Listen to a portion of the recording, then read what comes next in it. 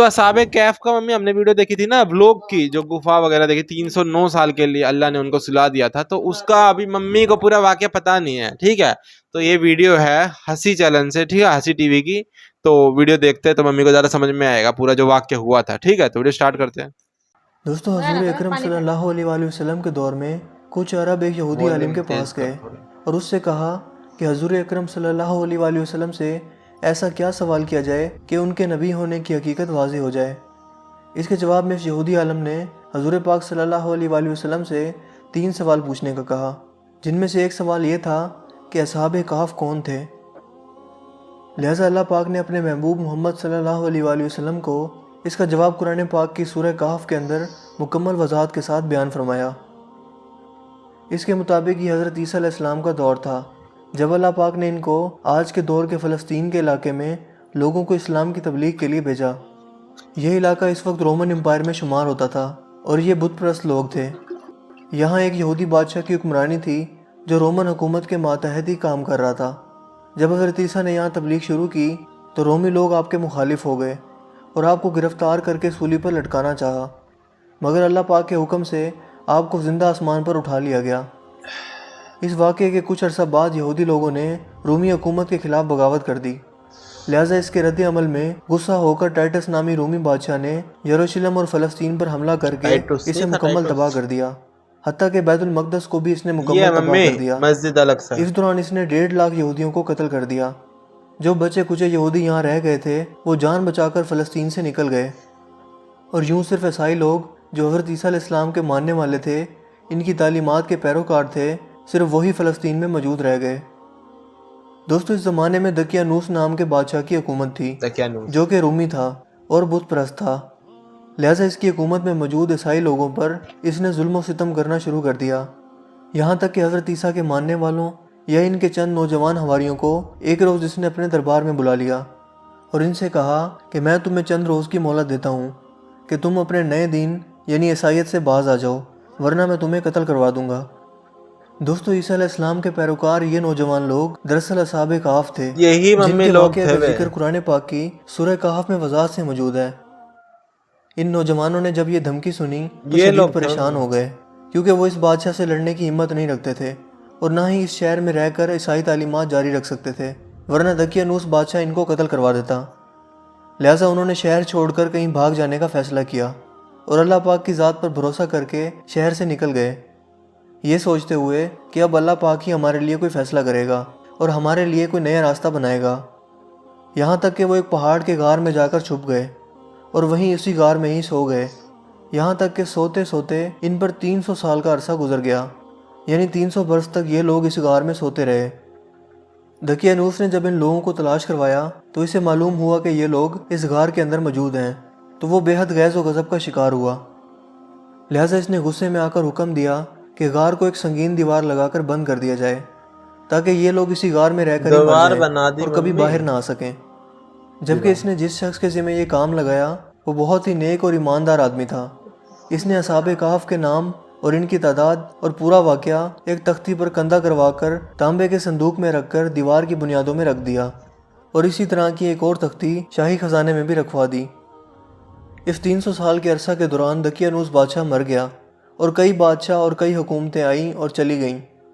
یہاں تک کہ 300 عیسوی میں رومن امپائر نے بھی عیسائیت اختیار کر لی۔ اس زمانے کے بعد یعنی 446 عیسوی میں بیدروس نامی عیسائی بادشاہ کی حکومت آئی، جو کہ ایک نیک دل اور انصاف پسند بادشاہ تھا، اور اس نے 68 سال تک شان و شوکت سے حکومت کی۔ اس کے دور میں مذہبی فرقہ پسندی جب عروج پر پہنچ چکی تھی اور لوگوں میں مرنے کے بعد دوبارہ زندہ کیے جانے اور قیامت کا یقین ختم ہوتا جا رہا تھا، تو اپنی قوم کا یہ حال دیکھ کر بیدروس نامی بادشاہ انتہائی رنجیدہ ہوا اور ایک روز اپنے مکان کی تنہائی میں جا کر بند ہو گیا۔ یہاں وہ اللہ پاک کی بارگاہ میں بے قراری سے دعا کرتا رہا کہ اے اللہ، کچھ ایسی نشانی ظاہر فرما کہ میری قوم کے لوگوں کا ایمان پھر سے تازہ ہو جائے، انہیں قیامت کا اور مرنے کے بعد دوبارہ زندہ کیے جانے کا اور ایک خدا کے موجود ہونے کا یقین ہو جائے۔ اللہ پاک نے اس کی یہ دعا قبول فرمائی، لہٰذا ایک روز ایک چرواہا اپنی بکریوں کو ٹھہرانے کے لیے اس غار کے پاس پہنچا۔ یہ وہی غار تھی جس میں اصحاب کہف موجود تھے اور اس میں سو رہے تھے۔ اس چرواہے نے چند لوگوں کے ساتھ مل کر اس دیوار کو گروا دیا۔ اس دیوار کے گرتے ہی دیوار گرانے والوں پر ایسی ہیبت اور خوف طاری ہوا کہ سب گھبرا کر وہاں سے بھاگ گئے۔ یوں اللہ پاک کے حکم سے اصحاب کہف اپنی نیند سے بیدار ہوئے اور ایک دوسرے سے سلام و کلام میں مشغول ہو گئے۔ جب انہیں بھوک لگی تو اپنے ایک ساتھی جس کا نام یملیخا تھا اس سے کہا کہ تم بازار جا کر نہایت خاموشی سے کھانا لے کر آؤ اور یہ بھی معلوم کرنا کہ دقیانوس ہم لوگوں کے بارے میں کیا ارادہ رکھتا ہے۔ جب یملیخا غار سے نکل کر بازار پہنچے تو یہ دیکھ کر حیران رہ گئے کہ شہر میں ہر طرف اسلام کا چرچا اور بول بالا نظر آ رہا ہے، حتیٰ کہ لوگ اعلانیہ حضرت عیسیٰ علیہ السلام کا کلمہ پڑھ رہے ہیں اور ان کی تعلیمات پر عمل بھی کر رہے ہیں۔ اس کشمکش میں یملیخا ایک دکان پر کھانا لینے کے لیے پہنچے اور کھانے کی قیمت کے بدلے میں دقیانوسی زمانے کا سکہ دکاندار کو دے دیا، جو کہ ظاہر ہے 300 سال پہلے کا تھا اور اب بند ہو چکا تھا، حتیٰ کہ اس کو کوئی پہچاننے والا بھی باقی نہ رہا تھا۔ دکاندار نے یہ سکہ دیکھا تو اس کو شک ہوا کہ شاید اس شخص کو کوئی پرانا خزانہ مل گیا ہے، لہٰذا اس نے یملیخا کو سپاہیوں کے سپرد کروا دیا تاکہ وہ ان سے خزانے کے بارے میں پوچھ گچھ کریں۔ یوں سپاہیوں نے یملیخا کو پکڑ لیا اور ان سے سوال کرنے لگے کہ بتاؤ وہ خزانہ کہاں ہے۔ جواب میں یملیخا نے کہا کہ میرے پاس کوئی خزانہ موجود نہیں ہے، یہ ہمارا ہی روپیہ ہے۔ سپاہیوں نے کہا کہ ہم کیسے مان لیں، کیونکہ یہ سکہ تو 300 سال پرانا ہے جبکہ تم لوگ ابھی جوان ہو،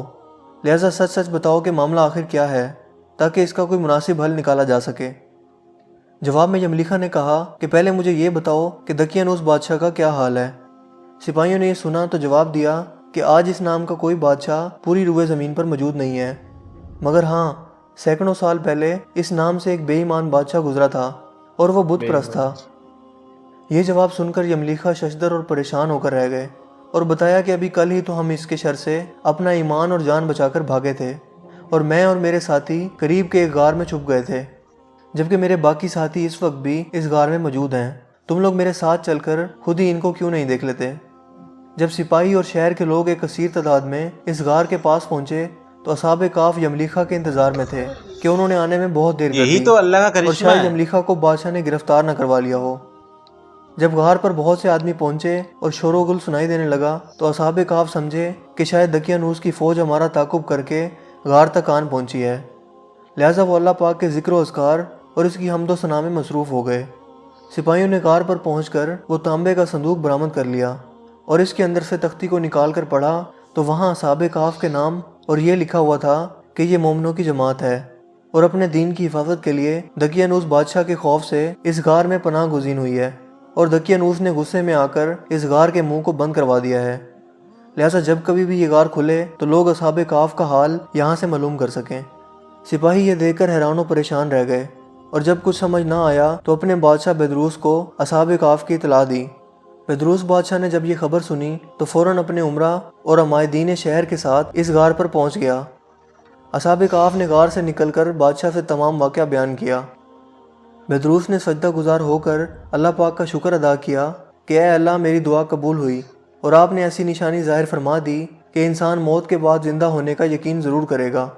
اس کے بعد اصحاب کہف نے بیدروس بادشاہ کو دعا دی کہ اللہ تمہاری بادشاہی میں برکت عطا کرے، اور سلام کرنے کے بعد دوبارہ اسی غار میں واپس چلے گئے اور دوبارہ وہیں جا کر سو گئے جہاں سے بیدار ہوئے تھے۔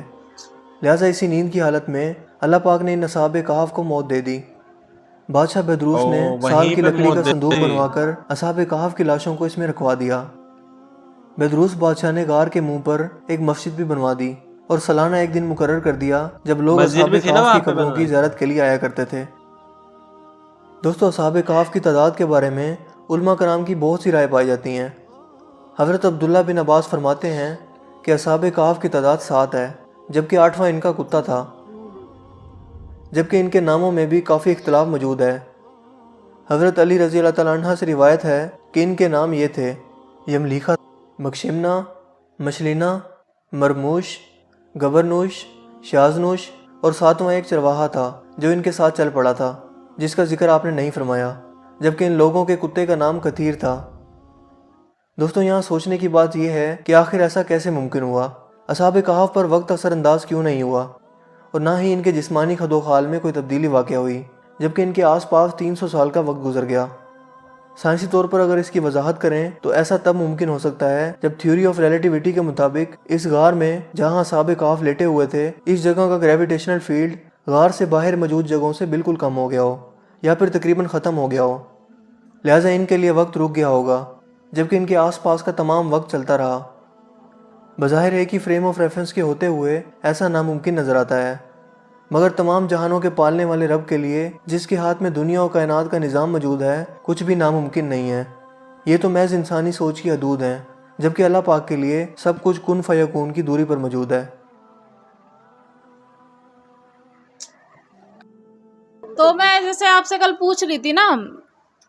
کہ وہ سو کے واپس جب گئے تھے، پھر وہ واپس آ گئے تھے، پھر وہ مرے کیسے؟ تو اب اس ویڈیو میں جیسے بتایا کہ ان کو وہیں پہ موت دے دی تھی، واپس جب ہو گئے، واپس ہو گئے،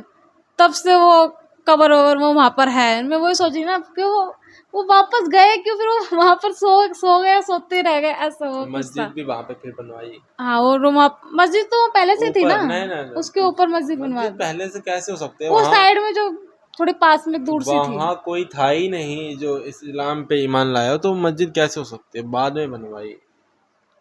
چوکانے والا واقعی ہے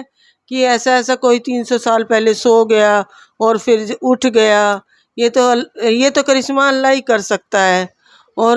یہ ہمیں تھوڑی پتہ تھا ان چیزوں کے بارے میں، ان باتوں کے بارے میں۔ یہ تو ہم قرآن سے اور ویڈیو دیکھ کے سیکھ رہے ہیں، بھی جان رہے ہیں ہم، اور ویڈیو بہت اچھی تھی، بہت